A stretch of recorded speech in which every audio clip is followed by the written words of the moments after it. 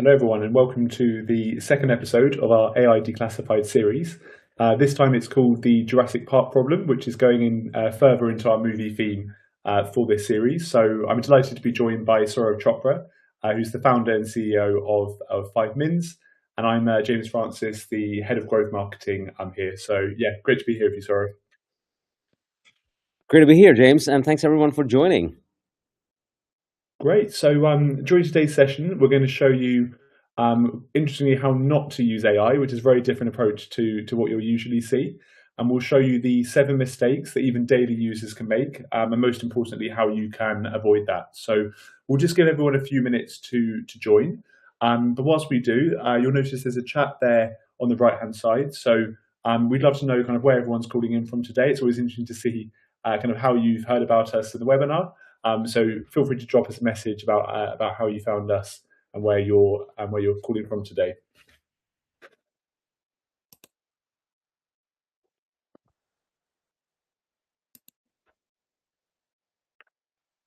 Okay, so I reckon we can probably get started. So yeah, just to kick off. So Saurav, would you mind just doing a quick intro to everyone about yourself? Hi guys, so I'm Saurav. I'm a founder of Finance.ai. Really excited to be here. And just background, so I've been in HR tech space for some time. My previous company is a company called Perkbox, which is one of the leading employee engagement platforms in the UK and Australia, serving over 7,500 companies and 3 million employees.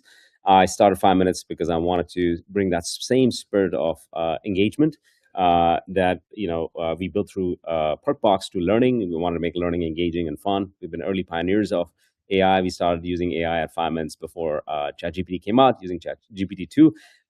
So we have learned a lot, and we're excited to share with you what we have learned today, as James mentioned, about how not to use AI. So thanks again, everyone, for joining. Hopefully, it'll be a productive session for everyone. We'll make it short, sharp, and to share the tips that we've learned, and then over to you for questions.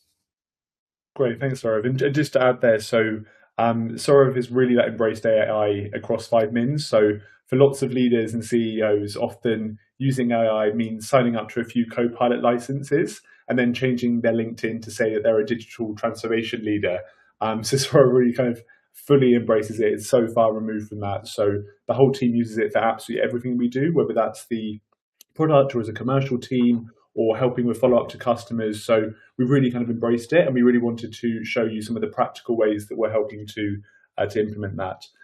So just a quick intro to me. So I joined 5Mins around 6 months ago as the head of growth marketing here. So my background has covered software for the last 10 years and events prior to that. And I've worked for 3 AI-first companies, which, considering how long the tech's been around for, means I've been there kind of really at the very start. So across property, e-commerce, and now within HR tech. So I've kind of been using it very actively within my role. Great. So yeah, Saurav, do you want to kick us off?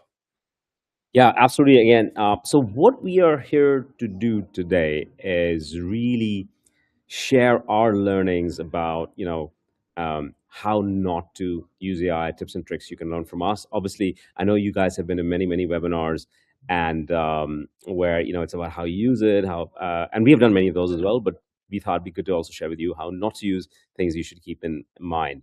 And I think it's really important, because what we find is that AI tools are obviously brilliant, absolutely brilliant. LLMs are amazing, but they roll out so many amazing features, and they are not the best at telling you what not to do. And so we want to share our learning. So I think, firstly, I think a lot of people seem to use AI like they use Google, right? You go in the search box, and I think the way I've used Google over the last 20 years has not changed. I still go in the search box, at least a Google search product. I still go in the search box, type the same search, and get the results, and that's pretty much it. And that's how obviously Google hides the complexity from us, keeps it in the back end, so it makes life very simple. On the other hand, LLM models are very different. They're constantly releasing new features, and but they don't do a very good job at educating you how to use them. And what we find is that still a ton of people are just using the chat functionality. So there are 2 things here. One is, as it releases new features, both on the front end and back end, if you're not using them as effectively as possible, you're getting you're not getting the best from the product. And in a lot of cases, you're probably using it the wrong way. So we have to stop using LLMs like we're using Google, and we have to move on to the next level. So here are the 7 things that we're going to talk about today, um, on what you can change and what you can learn from, and improve your overall experience, and then also align it to how you can use it in a secure way in the workplace. So we these are some things we're going to touch upon. We're going to talk about um, the settings, which again most people don't touch, don't understand what's going on there. And by the way, Anthropic, OpenAI, Copilot are releasing new settings every day or every week. So things are happening in the background that you need to know about. So we're going to talk about that. We're going to talk about one of the problems I used to have a lot with LLM until I understood how it actually works. When I would keep trying on the chat, I'd keep doing try again, improve the output, rather than starting a fresh chat. And we'll show you some of that. Then obviously still a lot of people use Claude or OpenAI, ChatGPT on the browser, which frankly I haven't done in the last 6 months. So we're going to talk about what are the things that you can do on the desktop, and then we're going to talk about some of the other functionalities like which allow you to program the AI so it knows you, it has some background about yourself to give you the best output. We're going to talk about how you use a combination of different tools, and then how instead of you thinking about the best prompt to write, you actually can get the AI to write the prompt for you. So those are the 7 areas we're going to touch upon in this short, sharp session, and then we'll open it up to Q&A and answer any questions you have. The key thing here, which I always say when we do these AI sessions, is that look, we're all learning, right? So there's no magic here. There's no domain experts who can sell you long courses for lots of money. No point in doing that. The key is to be curious, keep learning, because this is changing faster than it's ever changed, right? Excel, I don't know how many of you did your Excel course. I don't know when you did it. I haven't done one in 10 years. I can still use Excel very nicely.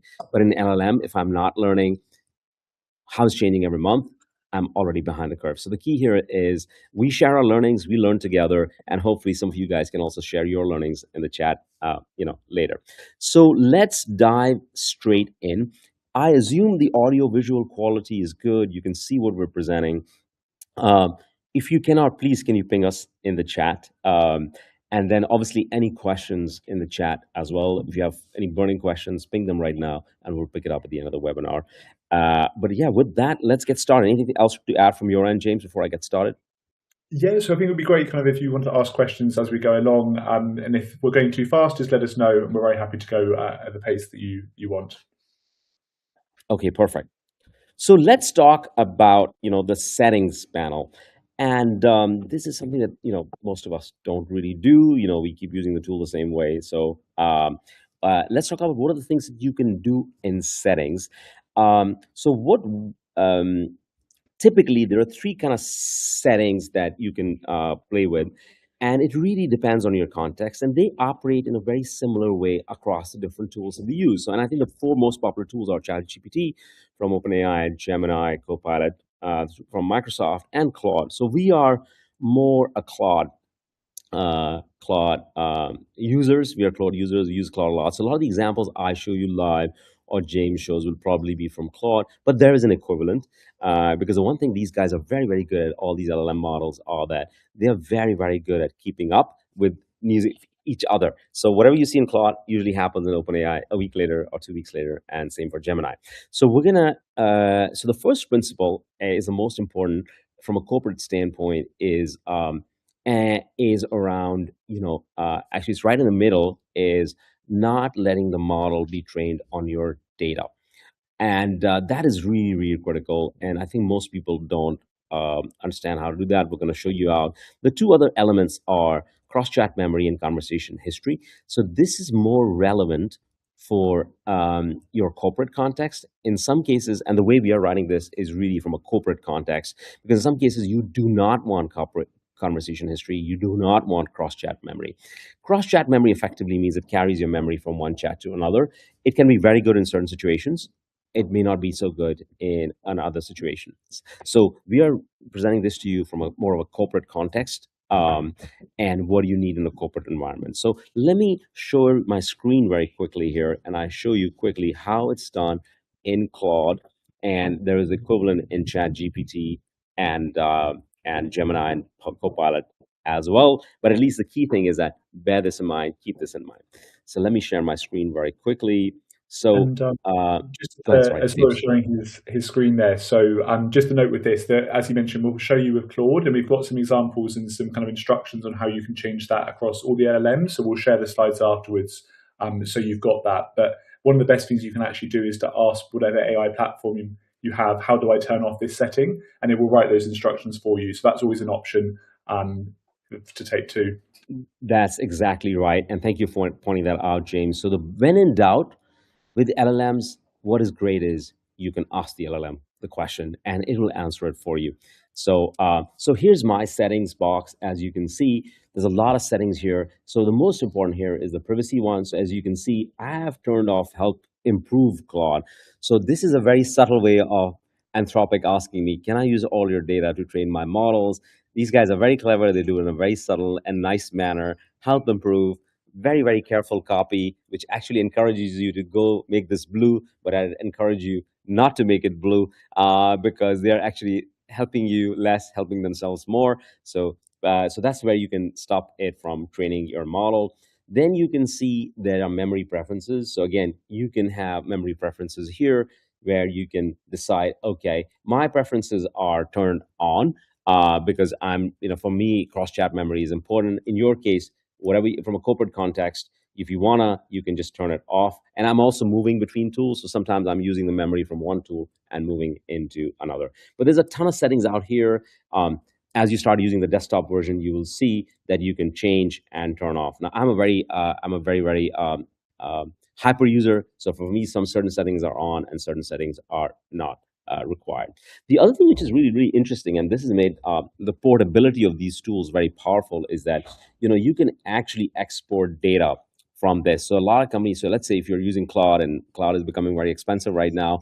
I'm definitely feeling the pain in the costs going on. But say I wanted to move from Cloud to ChatGPT, I could Gemini, I could export the data, upload it into the other model, and it'll get trained automatically. So the more here is play around with the settings and see what's out there. If you don't know something, as James said, just ask the LLM, how do I do this, right? But keep that in the back of your mind because that's going to be super helpful for you.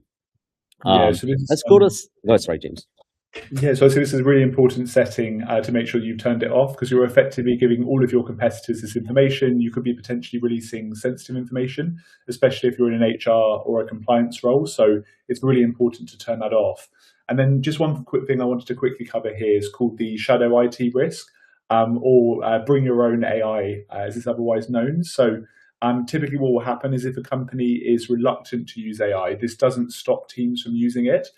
People will happily pay for their own licenses to AI platforms in order to advance within their roles. So I think it's really important as an organization that you're aware of this to make sure that you actually control it all yourself. You have the strict settings. You tell everyone how to use it efficiently because people are going to use it either way. So you just want to make sure that you're in control from the start. Yeah, and thanks for pointing that out, James. And I think let's go back to the stage again, James, so we can let's talk about the point two. And again, just remember one thing that compared to other tools, where we don't really focus on settings, it's super critical you focus on settings in LLMs. I don't know when I last looked at settings for Excel or my Teams or Outlook, but this is super critical. So let's move on to the point two, which is this is a mistake I used to make a lot, which is that you're in a prompt, you get a bad answer. First of all, you don't prompt well, right? So you're not giving it enough context. So you get the bad output, and then you keep saying, "Hey, try again, try again." Oh, be more specific. Worse answer. And then your answers just degrade, and they get worse and worse and worse, right? And the reason they don't improve is because of this whole notion of what we call the context rot. So what happens is that every chat uses a certain number of tokens, right? But the first 100 tokens that you're using in a chat are the highest performing tokens. The last 100 tokens that you're using are actually really, really badly performing because it's an exponential decay in terms of output for the same 100 tokens. And that's just how LLM models work. So it's called context rot. And so what happens is you're in a very, very, very long chat, which started off initially with a bad prompt.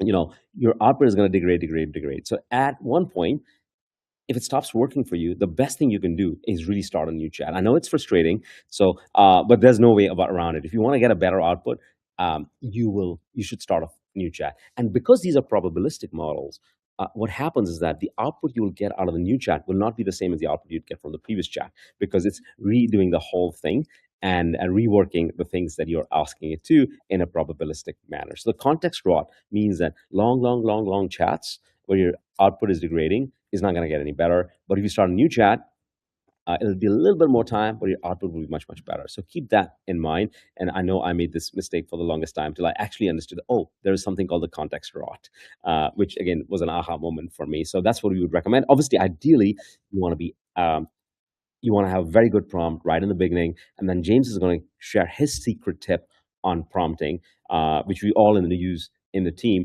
And so if you start off with that, perhaps you don't have to do long chats. But in the worst case, if you did not, then just go back and don't keep, going down that rabbit hole. As they say in business terms, we call it the sunk cost. Forget your sunk cost, start again. So that's point number two to bear in mind. Moving on to, we'll go on quickly to point three. So, and I've seen this in a lot of my interactions, is that a lot of people are still using the browser version of these LLMs. So I'm going to show you very quickly, what my setup looks like. And so I'm going to share my screen again. So again, we're going to do more, from an Anthropic standpoint, but exactly all the other tools mirror this as well. So if I show you my setup one more time, I'm going to switch to my screen again. So I showed you my settings before. Now, I've been using for the last 6 months, as I said, I've not used the browser website for Claude.ai. This is my setup. So as you can see, oops, sorry, we've got three tabs. There's a chat, there's co-work, and there's Claude Code. So basically, this is how I use Claude Code less because I'm coding less. Co-work, chat is what we use. And these are the three things that we use. And I always use the desktop version because that's where the richest capabilities are for the LLMs. For those who are not using the desktop version, please use the desktop version in your organization. The way I do it for chat, co-work, and code is that chat for me is what I think would be tasks that have, lowest number of tokens. It'll be not as complex. It's got less tokens that are going to be used. Co-work is where I see long, long, long activities. I want long information dense things that need to be done. And that's where I use co-work, and where it's much, much more intense work that needs to be done. And then finally, what I also use is the browser extension. Now, this is really, really magical. So for example, this is a Claude browser extension. So you can see here, you download it. That's my browser extension. And this does some really, really cool things. And for example, for this call, I was like, okay, just summarize the front page of the FT for me. And I loaded up the FT. I hit the browser extension. I said, hey, sorry, I've got a typo here. Can you summarize today's news on the FT for me? And boom, it does it. And it's also very good when you're doing form filling. And so, I could go to a website and say, hey, can you just fill out this form based on my data? And obviously, if you have programmed it right, if it got your details, it'll use that. So the message here is that, if you're using just the website, you're just really using a demo version of these LLMs. And you got to move to the next level where you have to start using all the capabilities in the desktop app. The other thing which is really exciting about the desktop app, which for some of you more advanced users, you'd probably benefit from is, I'm just going to pull up my desktop again. It's somewhere disappeared somewhere around. Let me see because of my screen share. But one of the things that the desktop version you can do is you can also connect your connectors. And these connectors could be connectors into your Gmail or your Google Drive and so on and so forth. And so with the desktop version, it provides those connectors that make life a lot easier if you want to do some more automated activities. So those are the kind of three things that I want to talk about. I'm going to hand over to James. So James can then talk about the remaining tips that we have. So James, over to you.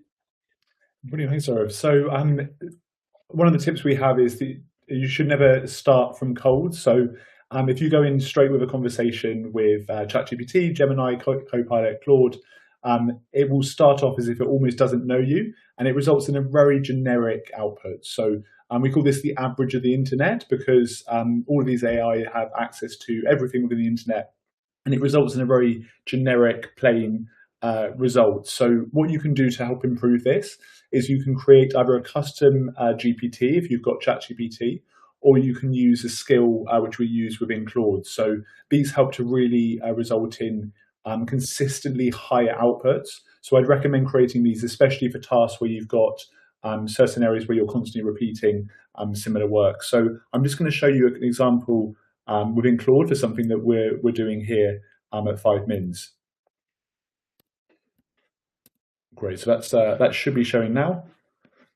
So I'll show you some examples here. So we've got lots of different skills for almost everything, and I'll show you a couple we put together. So as a good example of this, we've recently created a new blog template on the 5 minute site, which I can just show you quickly now.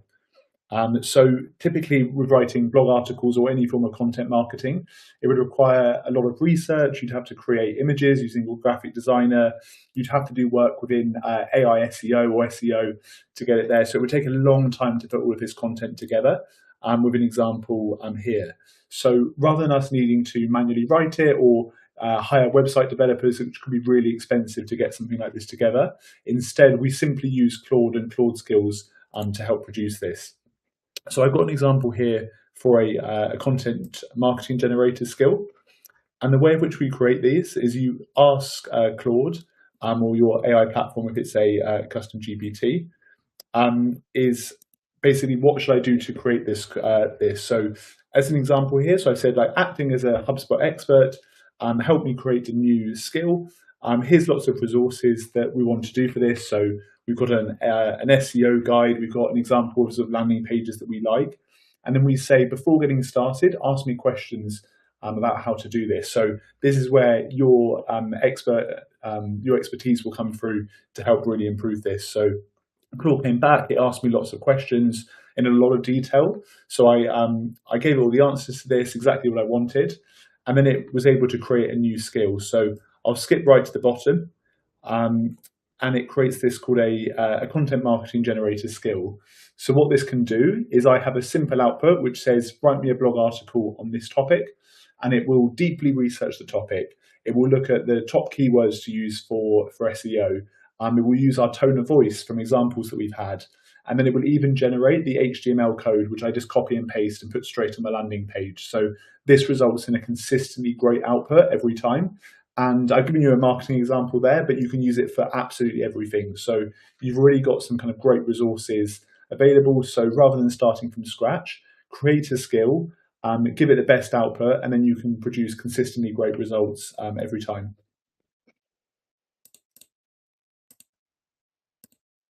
You're on mute, sorry. Saying, James, what I find fascinating is the fact that Claude and all these LLMs are actually can help you build skills, which is really, really exciting because you can just ask, hey, Claude, help me build a skill, and ask me all the questions you need to ask. And if you open it up, and that's when they really build some amazing things. So, I have personally used it to build my LinkedIn voice. So I've fed in all my LinkedIn posts that I used to write and say, hey, help me build a skill in my LinkedIn tone of voice. And it becomes highly, highly personalized, and it gives me ideas and insights on some of my posts that I want to write, but it's already trained in my data, and it built it so quickly. Yeah, absolutely. It makes a huge, huge difference. And it saves us so much time too. So as part of the previous webinar, we calculated it saves around 20 hours per week. And over the course of a whole year, it just saves a huge amount of time. It has like a really big input and delivers like brilliant results compared to just that kind of standard average of the internet response that you usually get. Yeah, and I was going to say another example I can think of from an HR standpoint is that, let's say job descriptions. So you're probably doing this already. Instead of starting the job description from scratch, you can put in some of your old job descriptions and say, hey, here are 20 job descriptions, attach them, upload them, and say, based on these job descriptions, can you help me create a job description skill? Next time you're hiring a marketing manager or a product manager or HR business partner, you can say, hey, create a job description for HR business partner based on the job description skill. Done. and it'll be highly tailored to you. Yeah, it makes things really simple. Great. So the next mistake is picking one AI platform and deciding this is the best one for me. So these platforms are evolving ridiculously quickly.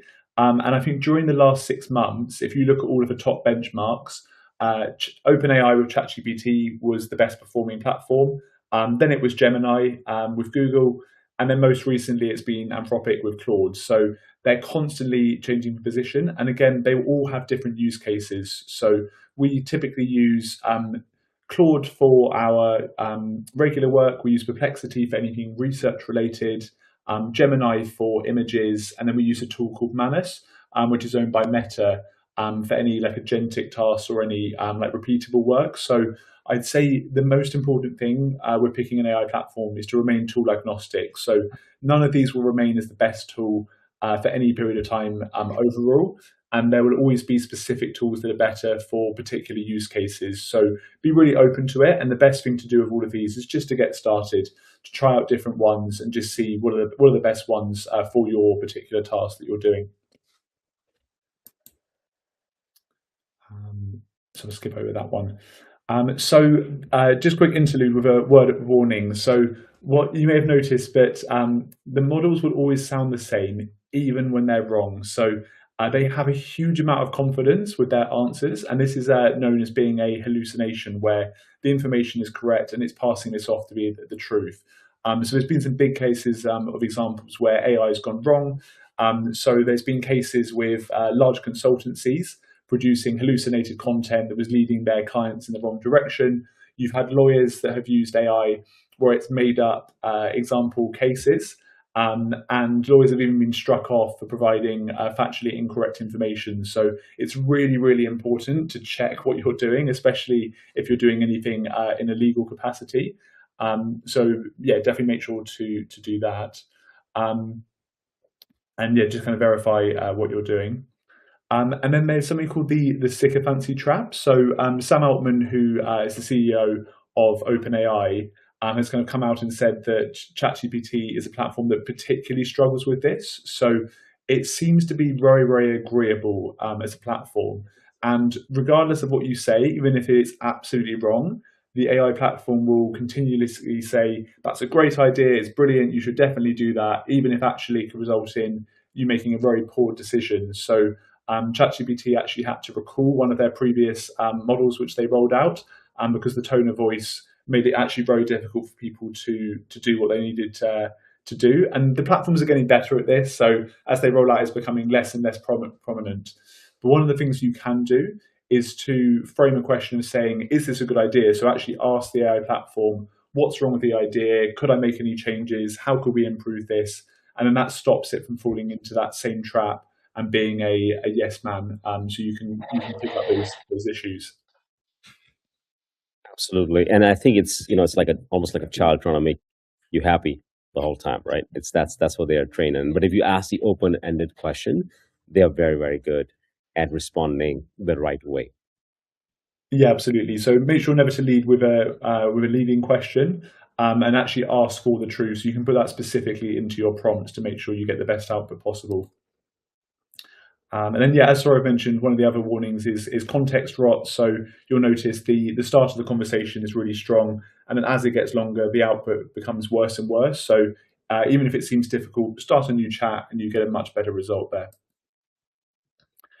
So the next tip is stop trying to be a prompt engineer. So when the AI platforms all came out, we were all told you need to be prompt engineers, you need to know how to write this. And it's important to know how to be able to write good prompts.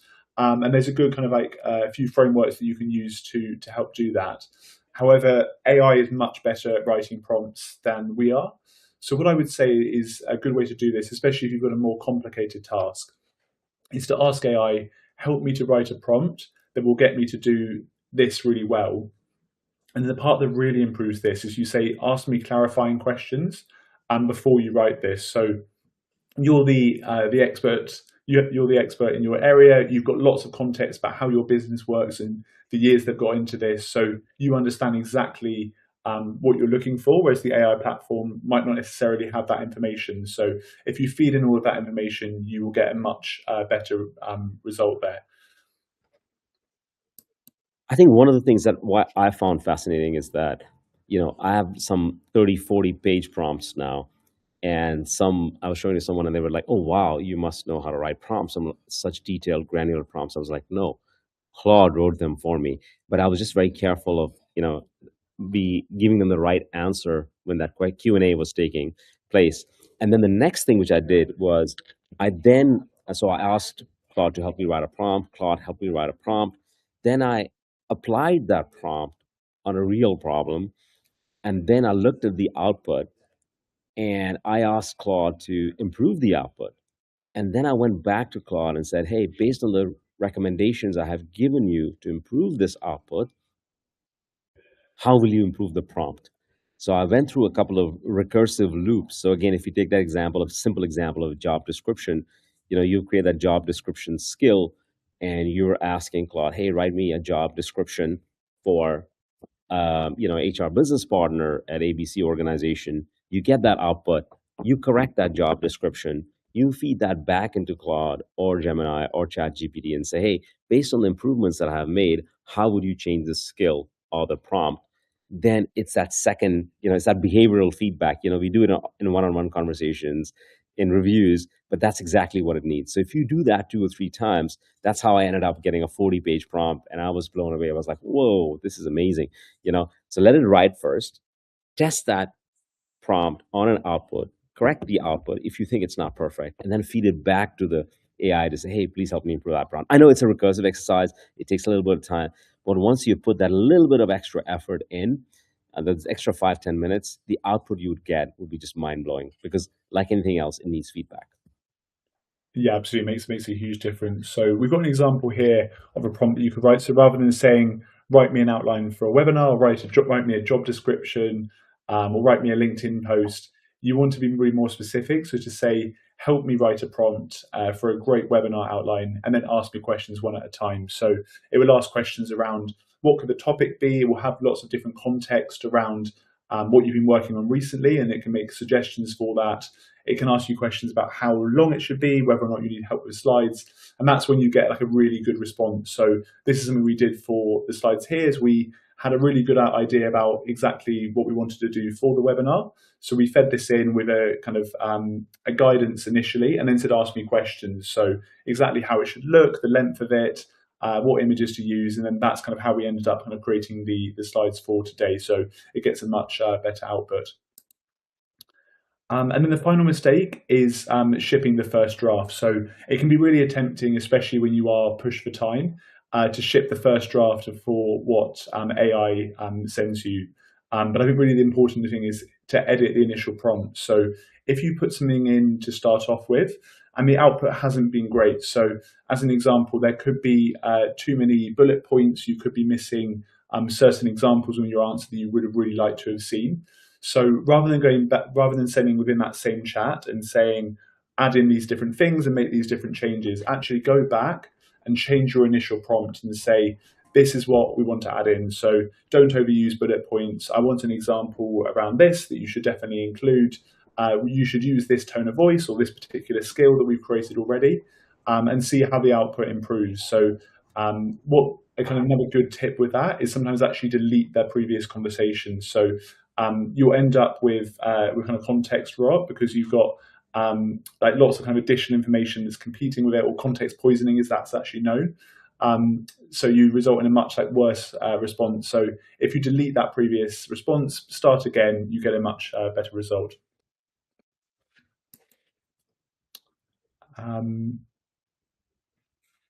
So yeah, I'll skip over that one just for time here. So we've got a few. So that's the 7 things we wanted to cover there, and then we've got small 6 habits that compound. So these are things you can do in addition to all of those AI tips of how not to use it, and this makes a huge difference for us. So Saurav actually introduced me to voice mode. So there's lots of different tools like Whisper or VoiceSync that you can use for this. And I use VoiceSync because you pay about £30 as a one-off, and it saves a huge amount of time. So I believe that it's roughly 5 times faster to use your voice than it is to type. So it saves you huge amounts of time. So every single day, I'm saving anywhere between 30 minutes and an hour that I can put back into all my other work. just by using this. So you'll notice with some of the prompts, they're very text heavy. You're going back and forth between different ones. So it makes a huge difference and saves you a lot of time. Um, if you paste your calendar in, so anything with the context helps too. So you can use connectors to link the AI platform to your existing tools, and it helps provide all of that content. So you could provide your Google Drive folders, your calendar, anything else that provides additional context, and you'll see your results that massively improve if you're doing that. The next one is end with what am I missing? So we don't know what we don't know. And by asking that, your AI platform will be able to say, actually think about it from this angle, or you could be missing this, and that will massively help your results too. Um, Using temporary chats is really key. So ideally, especially if you're within an HR role, you'll want to have a separate chat, which is just for your team, because you don't want everyone to be able to see your previous history. Almost the same way as in a Slack group, you wouldn't want to just invite everyone in. The one thing I would say is if you don't want people within the same account to see anything, is to use temporary chats. So anything around redundancies, offer letters and contracts, or anything particularly sensitive, use that temporary chat so that it's private and no one else can see the context of that. The next one is you can use an auditor stress test. So you say, explain this back as if you were the auditor. So it will go through in a lot of detail, really tear apart your answers, and then you can go through and refine your output to get a much better result. And the final one is you can have a one keyboard shortcut. So on your keyboard, you can assign the platform to work just based on a single button. So it pops up and then you can just use it instantly. So rather than trying to find different tabs, you can make it available and it makes things much faster. But now with Chrome extensions and it's integrated with almost every tech tool that you have already, it's almost not needed because it's there at a click of a button already. I could definitely do with number six. As you saw, I was looking for my, Cloud Code desktop. So no, thank you for sharing those. It's definitely I could definitely Yeah, benefit from those as well. yeah, great. Do you want to cover this one, Sarah? Yeah. So basically, I think obviously we've given you the tips. Again, we're all, as I said earlier, we're always learning. We're always, how things are changing. Things are changing really, really fast. So I think the key is to stay curious, keep checking your settings. Maybe there's a new one there that you don't know about. Maybe check it every 6 weeks or 8 weeks. And obviously, we don't rely on just one model. I know it can become expensive if you have to pay for premium subscriptions to all of them. I think one way you can do it, and I know some people do it, is that they pick a primary model which they use heavily, and then all of them have free versions. So what you can do is pay for a primary model, whether it's ChatGPT or Claude or whatnot, and then use a free version of some of the other models on a more sporadic basis, and you can get the output of one model checked by another, so the cost doesn't blow up, and at the same time you're getting the best output. So I think that would be from tips from our end. Obviously we also want to take this opportunity to tell you a little bit more about 5minutes.ai, those who are not familiar with 5minutes.ai. So I'm just going to take one quick a minute. Let's keep going. James, we're going to one quick minute on what 5minutes AI is. So 5minutes AI is essentially an AI powered TikTok style learning management platform and learning experience platform. And we cover everything from compliance training to leadership development and AI training, role based upskilling in bite sized chunks that you can fit into your busy schedule 5 minutes a day. If you want to imagine how our product looks like, it literally is TikTok meets Duolingo, as we call it. You can fit learning in your busy schedules on Slack, on the app, and on the desktop. And we have customers in about 80 plus countries, so we're a global platform, and we're very, very early adopters of AI. We started building 5minutes.ai when it was GPT-2. Now, before ChatGPT came out, there was a Google product called GPT-2, and and AI is completely embedded into our product. So for those who do not work with us, we'd love to give you free access to our platform. Especially for HR colleagues and compliance colleagues, you can get free access to our platform to have a play. And there's a lot of AI training on our platform as well. Some of the tips we have shared with you are also available as micro lessons on our platform that we would, love to share with you. So, and then we're very, very excited to share with you that we released a new a new feature on our platform called the AI Studio. So those who are already familiar with us and know what we do, we want to give you a very sneak peek of a new feature we released, which is called the AI Studio, which basically takes your content, your documents, your assets, and then using the power of AI converts that into bite-sized video courses. So James, if you can please play that video very quickly. It's a 1 minute, 30-second video. We'd love to show you and tell you more about how we've been innovating in this market. Great, yeah, sounds good. I'll just share that one now. Yeah, it's something we're very, very excited about.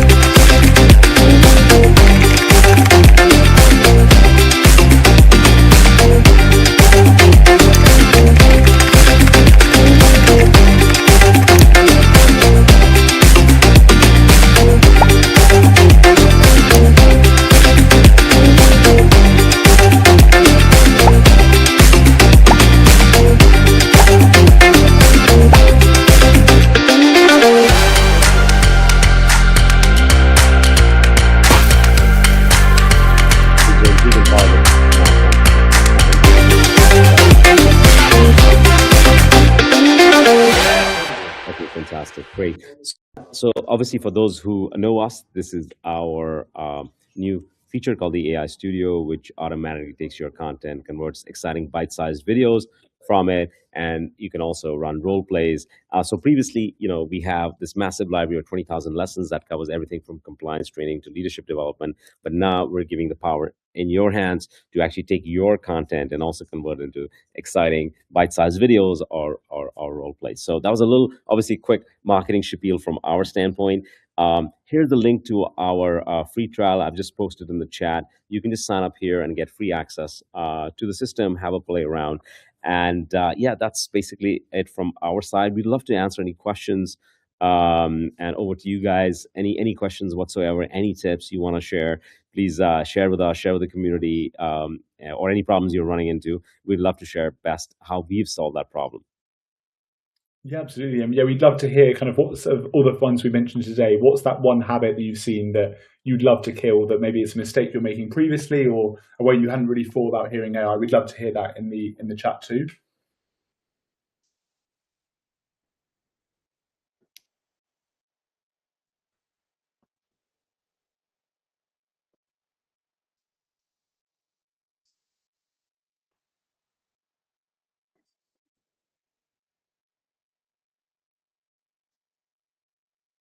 Yeah. So, sorry, what would you say is the biggest habit that made the biggest difference to your life, kind of using AI and to your role?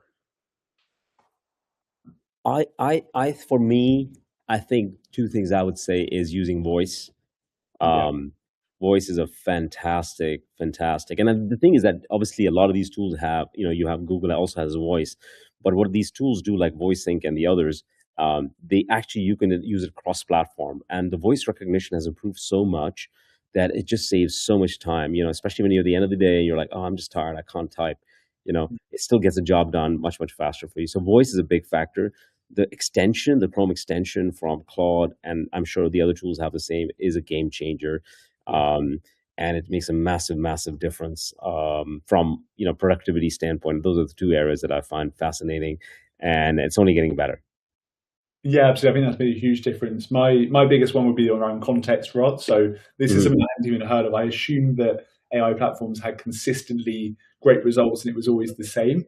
And I'd often noticed that as conversations got longer, the outputs got worse, but I had no idea what was causing that. I thought it might just be that it was a particular time of day that the platforms might be overwhelmed and was giving a worse result. So that was the biggest one by far for me. And then yeah, Jessica's saying in the chat so that she's going to start again more often. So yeah, definitely Jessica, that makes a huge difference.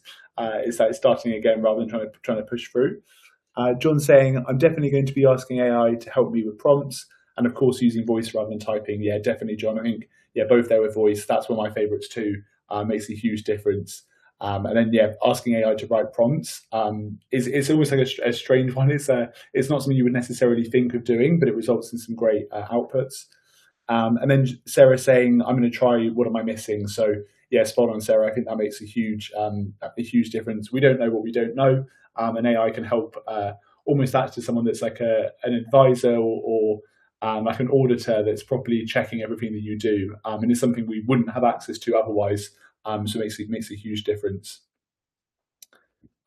Great. So yeah, if there does anyone else have any questions just before we wrap up? No, so I think we're all set. So yeah, just final thing to say is thank you very much for everyone that joined the webinar today. I really hope you enjoyed it. We're going to be sharing the slides for this one too, so you can get access to the slides. We'll share the full recording so you can distribute that and share it with your teams. But the final thing, oh sorry. No, I was going to say we've got a question here. So the Great. question is there any way to connect ChatGPT to the workflow, as unlike Gemini, Copilot don't have its own document interface? So yeah, ChatGPT also has connectors. In fact, they were the first connectors to be launched in the market.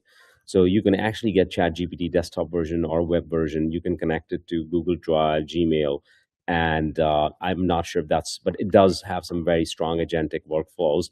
And again, the best question to ask would be to ask ChatGPT itself, how do you connect? How do I connect you to my workflow? And how do I do X, Y, Z? So you could ask ChatGPT the question, how do I automate my email responses? Or how do I connect you to my workflow, and it'll give you the answer. But it has got some very, very good connectors because still ChatGPT is the biggest in terms of reach. So they have the biggest feature set when it comes to connectors for sure. And most apps are connected to them as well. Claude is also very, very good. So I think it can definitely address the workflow challenge that you may have. Yeah, thanks very much again. And my parting thought would be that, again, lots to learn. I think from my side, humility and curiosity will go a very, very long way in making you very successful with AI. Curiosity, just because you're constantly asking. Humility, because we don't assume we know the answer. And there are better answers out there, regardless of how much experience we may have in an industry or domain. There are potentially better answers out there. So yeah, as long as we stay humble and curious, I think we'll find the answers thanks to these amazing tools. But we just got to know how to use them the right way. Thank you very much. Absolutely. And nice to see you all.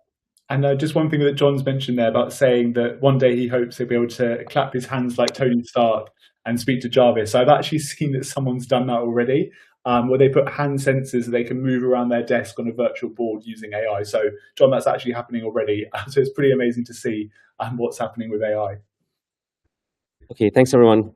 Brilliant. Thank you, everyone. Thanks for joining. And see you. Actually, before we leave, one more thing. Sorry, we're going to have another webinar on the next, I think it's the next one in 2 weeks or 3 weeks. We'll send you all a reminder. The topic is going to be slightly different, and we hope you all can join as well. So thank you so much. Yeah, we'll see you all then. Thanks, everyone. See you. Bye. Bye.